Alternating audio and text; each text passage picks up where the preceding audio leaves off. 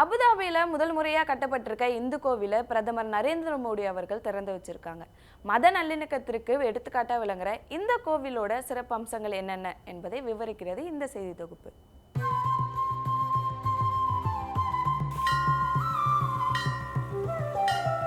ஒரு இஸ்லாமிய மன்னரால் இந்து கோயில் கட்ட நன்கொடையாக வழங்கப்பட்ட நிலத்தில் கட்டப்பட்ட இந்த இந்து கோயிலின் தலைமை கட்டிடக் கலைஞர் ஒரு கத்தோலிக்க கிறிஸ்தவர், திட்ட மேலாளர் சீக்கியர், அடித்தள வடிவமைப்பாளர் ஒரு பௌத்தர்.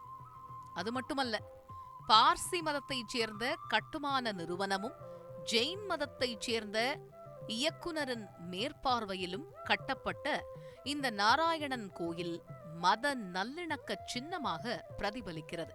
சுமார் 800 கோடி ரூபாய் செலவில் 26 ஏக்கர் நிலப்பரப்பில் அமைந்துள்ள இந்த கோயிலுக்கு கடந்த 2019ஆம் ஆண்டு அடிக்கல் நாட்டப்பட்டது.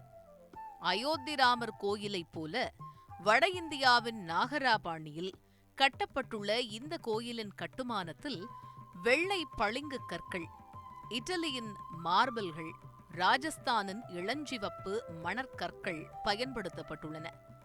சுமார் 108 அடி உயரத்தில் பிரம்மாண்டமாக காட்சியளிக்கும் இந்த கோயிலின் சுவர்களில் ராமாயணம், சிவபுராணம் போன்ற இதிகாச கதைகளை சித்தரிக்கும் சிற்பங்கள் இடம்பெற்றுள்ளன.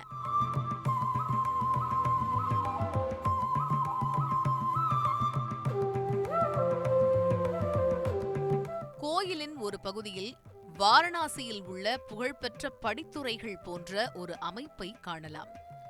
கங்கை, யமுனை மற்றும் சரஸ்வதி நதிகள் சங்கமிக்கும் இடமும் இந்த கோயிலில் சித்தரிக்கப்பட்டுள்ளது.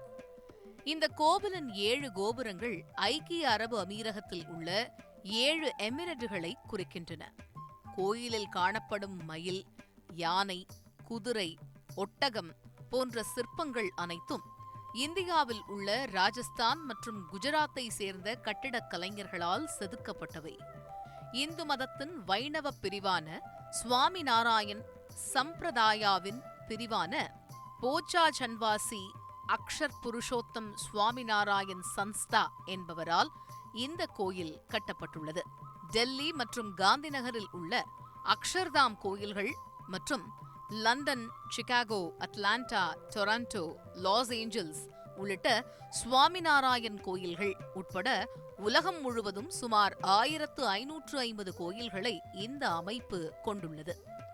கோவில் வளாகத்தில் சுமார் 13.5 ஏக்கர் நிலம் பார்க்கிங் வசதிக்காக மட்டும் ஒதுக்கப்பட்டுள்ளது. இங்கு சுமார் 1400 கார்கள் மற்றும் 50 பேருந்துகளை பார்க்கிங் செய்ய முடியும்.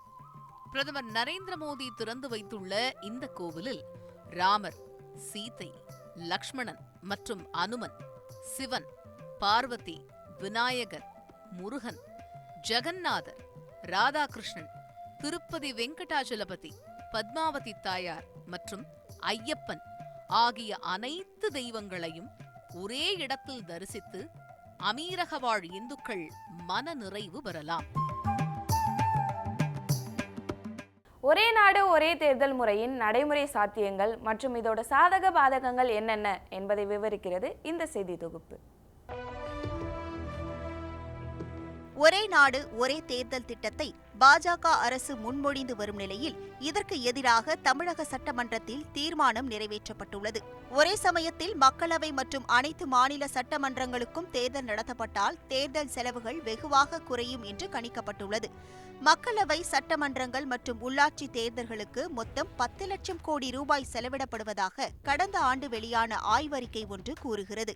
இதில் மத்திய, மாநில அரசுகளின் தேர்தல் செலவுகள், கட்சிகளின் தேர்தல் செலவுகள், வேட்பாளர்கள் செய்யும் செலவுகள் உள்ளிட்ட அனைத்து வகையான செலவுகளும் அடங்கும். இந்த தேர்தல்கள் அனைத்தும் ஒரே சமயத்தில் ஒரே வார காலத்தில் நடத்தப்பட்டால் மொத்த செலவுகள் 5 லட்சம் கோடி ரூபாயாக, அதாவது பாதியாக குறையும் என்று அந்த அறிக்கை கூறுகிறது. 2024 மக்களவைத் தேர்தலில் மொத்தம் 1.2 லட்சம் கோடி ரூபாய் செலவிடப்படும் என்று அனுமானிக்கப்பட்டுள்ளது. இதில் இந்திய தேர்தல் ஆணையத்தின் பங்கு 20% வரை இருக்கும் என்று கணிக்கப்பட்டுள்ளது. ஆனால் ஒரே நாடு ஒரே தேர்தல் முறை அமல்படுத்தப்பட்டால் பல்வேறு நடைமுறை சிக்கல்கள் உருவாகும் என்று கருதப்படுகிறது. 1977, 1989, 1996 மற்றும் 1998 மத்தியில் அமைந்த கூட்டணி அரசுகள் எதுவும் 5 ஆண்டுகள் நிலையாக நீடிக்காமல் இடையில் கவிழ்ந்தன. ஒரே நாடு ஒரே தேர்தல் முறை அமல்படுத்தப்பட்ட பின் இதுபோல எதிர்காலத்தில் மத்தியில் ஆட்சி கவிழ்ந்தால் பிறகு மக்களவை தேர்தலுடன் அனைத்து மாநில சட்டமன்றங்களுக்கும் தேர்தல் நடத்தப்படுமா என்ற கேள்வி எழுந்துள்ளது. அதேபோல் மாநில அரசுகள் கவிழ்ந்தாலும் இதேபோன்ற சிக்கல் உருவாகும் என்பதால் ஒரே நாடு ஒரே தேர்தல் முறை நடைமுறையில் சாத்தியமில்லை என்று எதிர்க்கட்சிகள் கருத்து தெரிவித்து வருகின்றன. உலக அளவில் தென்னாப்பிரிக்கா, ஸ்வீடன் ஆகிய 2 நாடுகளில் மட்டுமே ஒரே நாடு ஒரே தேர்தல் முறை அமலில் உள்ளது. அமெரிக்கா உள்ளிட்ட வேறு எந்த நாடுகளிலும் இந்த முறை இல்லை என்பது குறிப்பிடத்தக்கது. சென்னை விமான நிலையம் முதல் கிளாம்பாக்கம் பேருந்து வரையிலான மெட்ரோ ரயில் பயணிகளுக்கு தமிழக அரசு நிதி ஒப்புதல் கொடுக்காம 15 மாதங்கள் திட்டம் கிடப்பில் போடப்பட்டிருக்கு. தகவல் அறியும் உரிமை சட்டத்தின் மூலமா தெரிய வந்த இந்த தகவல் பற்றி விவரிக்கிறது இந்த செய்தி தொகுப்பு. சென்னை மாநகரில் போக்குவரத்து நெரிசலை குறைக்கும் விதமாக கடந்த 2015ஆம் ஆண்டு ஆலந்தூர் கோயம்பேடு இடையே முதல் மெட்ரோ ரயில் சேவை தொடங்கப்பட்டது. பின்னர் படிப்படியாக பணிகள் முடிக்கப்பட்டு பரங்கிமலை முதல் சென்னை சென்ட்ரல், விமான நிலையம் முதல் விம்கோ நகர் ஆகிய 2 வழித்தடங்களில் மெட்ரோ ரயில்கள் இயக்கப்பட்டு வருகின்றன. இதையடுத்து 2ஆம் கட்ட மெட்ரோ ரயில் திட்டம் 63,246 கோடி ரூபாய் மதிப்பீட்டில் தொடங்கப்பட்ட நிலையில் தென் சென்னை மக்களின் பொது போக்குவரத்து தேவையை பூர்த்தி செய்யும் வகையில் சென்னை விமான நிலையம் முதல் கிளாம்பாக்கம் வரை 15.5 கிலோமீட்டருக்கு நீட்டிப்பு செய்ய திட்டமிடப்பட்டது. இந்த வழித்தடத்தில் பல்லாவரம் முதல் கிளாம்பாக்கம் பேருந்து முனையம் வரை 12 மெட்ரோ ரயில் நிலையங்களை உயர்மட்ட பாதையில் அமைக்க பரிந்துரைக்கப்பட்டது. இதற்கான விரிவான திட்ட அறிக்கை தயார் செய்யப்பட்டு தமிழக அரசு ஒப்புதலுக்கு கடந்த 2021 நவம்பரில் வழங்கப்பட்டது. இருப்பினும் நெடுஞ்சாலைத்துறையின் விரைவு பாதை பணி, மெட்ரோ ரயில் உயர்மட்ட பாதை இடையே இடப்பிரச்சினை சிக்கல் ஏற்பட்டதால் திருத்தப்பட்ட விரிவான திட்ட அறிக்கை கடந்த 2022ஆம் ஆண்டு செப்டம்பரில் மீண்டும் தமிழக அரசிடம் சமர்ப்பிக்கப்பட்டது. அதில் திட்டத்திற்கான செலவு ரூபாய் 4,625 கோடியாக உயர்ந்தது.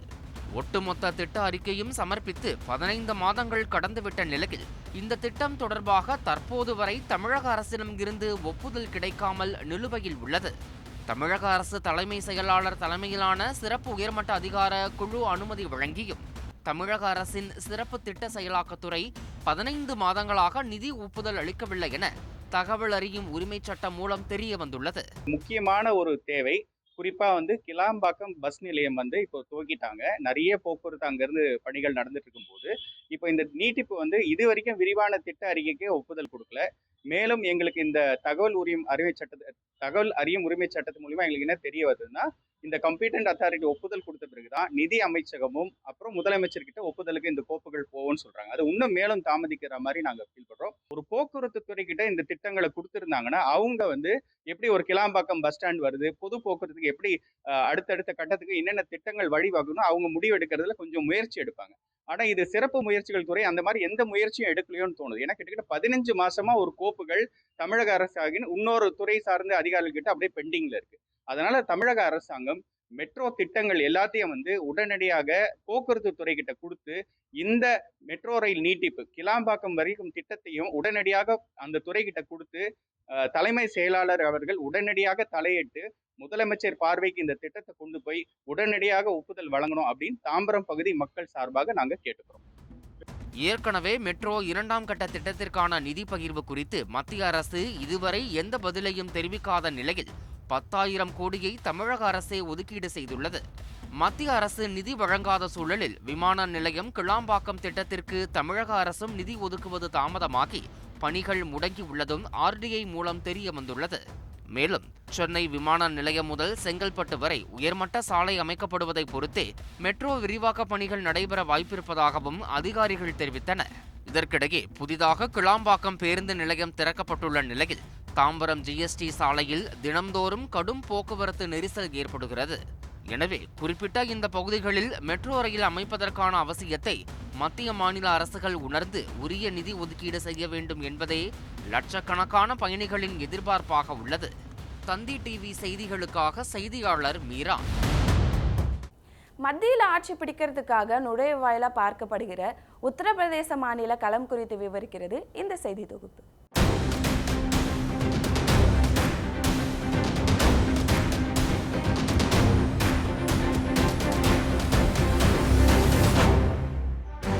உத்தரப்பிரதேசம் 80 நாடாளுமன்ற தொகுதிகளை கொண்ட மிகப்பெரிய மாநிலம்.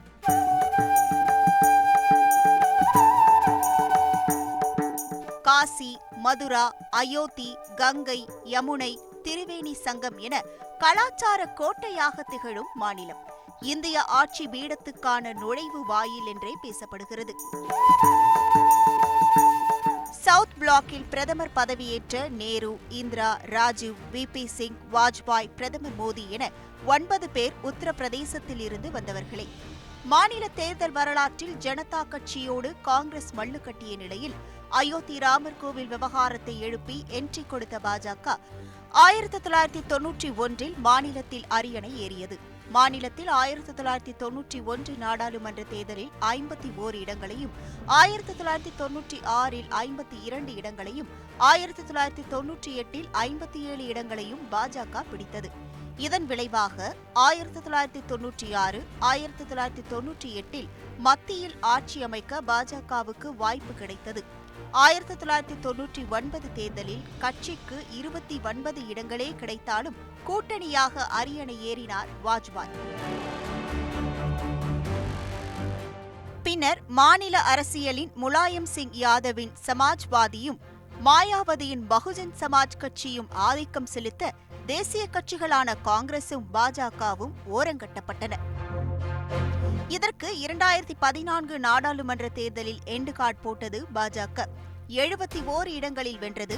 2014 நாடாளுமன்ற தேர்தலில் பிரதமர் மோடி வாரணாசி, குஜராத் மாநிலம் வதோதராவில் போட்டியிட்டு வென்றார். அப்போது வதோதரா எம்பி பதவியை ராஜினாமா செய்துவிட்டு வாரணாசி எம்பியாகவே நாடாளுமன்றத்தில் அமர்ந்தார். அப்போது இந்திய அரசியல் களத்தில் உத்தரப்பிரதேசத்தின் அடையாள முக்கியத்துவம் காரணமாக பாஜக இந்த நகர்வை எடுத்திருக்கலாம் என பேசப்பட்டது. வாரணாசி எம்பியாக மோடி இருக்க 2017 சட்டப்பேரவை தேர்தலில் மாநிலத்தை வசமாக்கியது பாஜக. 2019 நாடாளுமன்ற தேர்தலில் மாநிலத்தில் பெரிய கட்சிகளான சமாஜ்வாடியும் பகுஜன் சமாஜ் கட்சியும் கூட்டணி வைத்து போட்டியிட்டாலும் பாஜகவுக்கு பெரிய அளவில் பின்னடைவை ஏற்படுத்தவில்லை. தேர்தலில் பாஜக கூட்டணி 64 இடங்களை வென்றிருந்தது. பாஜக 62 இடங்களையும், அப்னாதல் 2 இடங்களையும் வென்றிருந்தது. மெகா கூட்டணி அமைத்த பகுஜன் சமாஜ் கட்சிக்கு 10 எம்பிக்களும், சமாஜ்வாடிக்கு 5 எம்பிக்களும் கிடைத்தன. காங்கிரஸில் சோனியா காந்தி மட்டுமே ரேபரேலியில் வென்றார். 2022 மீண்டும் மாநிலத்தில் ஆட்சியை தக்க வைத்தது யோகி ஆதித்யநாத் அரசு. மாநில அரசியலில் இந்துத்துவாவோடு ஜாதி அரசியலும் ஆட்டி படைத்து வருகிறது. சிறு சிறு கட்சிகள் என ஜாதி கூட்டணி அம்மாநில அரசியலில் அதிகரித்து வருகிறது. பகுஜன் சமாஜ் செல்வாக்கு மெல்ல சரிய வலுவான எதிர்க்கட்சியாக முன்னிற்க முயற்சிக்கிறது அகிலேஷ் யாதவ் தலைமையிலான சமாஜ்வாதி. காங்கிரஸ் செல்வாக்கு பாதாளத்திற்கு செல்ல இந்தியா கூட்டணியில் சமாஜ்வாடியின் சீட் பங்கீடு விவகாரத்தில் அடித்து பேச முடியாத சூழலிலே சிக்கியிருக்கிறது. ராமர் கோவில் என அம்மாநில அரசியலில் என்ட்ரி கொடுத்த பாஜக இன்று கோவிலை கட்டி கும்பாபிஷேகத்தையும் நடத்திவிட்டது. ஜெய் மோடி கோஷம் இன்று மாநிலம் காணும் வளர்ச்சி பணிகள் அக்கட்சிக்கு பிளஸ் பாயிண்ட். இதெல்லாம் பாஜக 70 சீட்களில் வெல்ல வாய்ப்பாகும் என்றே கருத்து கணிப்புகள் வெளியாகியுள்ளன.